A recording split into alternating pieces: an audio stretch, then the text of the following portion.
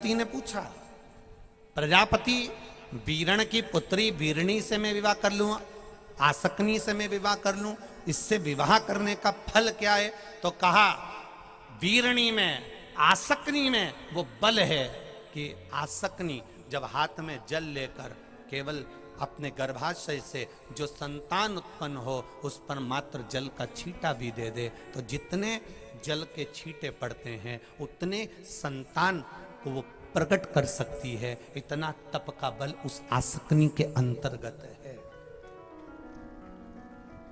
दक्ष प्रजापति की दो धर्म पत्नियां थी, वीरणी और प्रसूति।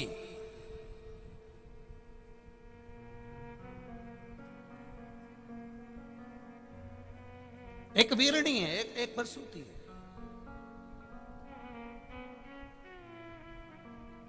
दो है।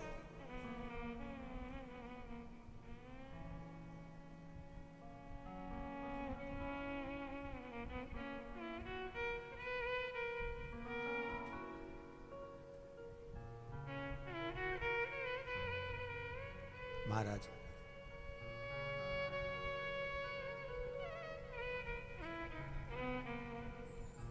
जब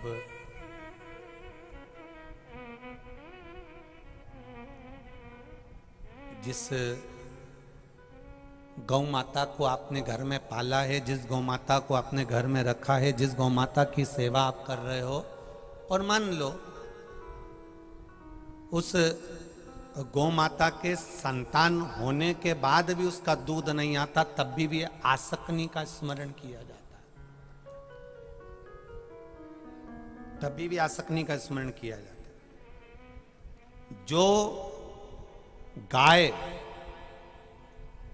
गर्भ से नहीं होती है, जो गाय का गर्भ नहीं ठहरता, बहुत बार इलाज करवाया, सब कुछ करवाया, तो भी गाय का गर्भ नहीं ठहरता, तो भी आसकनी का स्मरण किया जाता।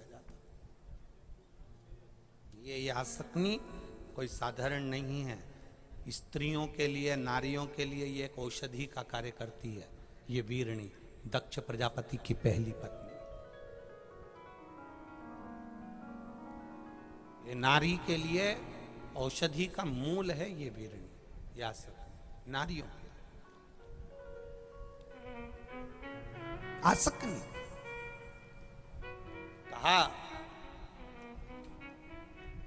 राजा वीरण की, ये प्रजापति वीरण की पुत्री वीरणी से तुम विवाह कर लो, आसकनी से तुम विवाह कर लो। दक्ष प्रजापति ने हां कर दी, विवाह की तैयारी हुई, वीरणी के साथ विवाह भी हो गया, आसकनी के साथ विवाह भी हो गया। विवाह होने के बाद संतान की प्राप्ति होना प्रारंभ हुआ और महाराज वीरणी के गर्भ से 10,000 पुत्रों का जन्म हुआ और धीरे धीरे फिर 60 कन्याओं का जन्म हुआ।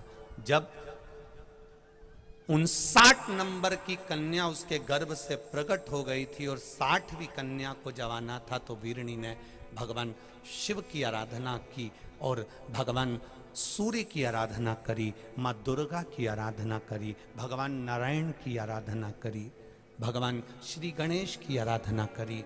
ये शिव पंचायत की आराधना में जब वीरणी डूब गई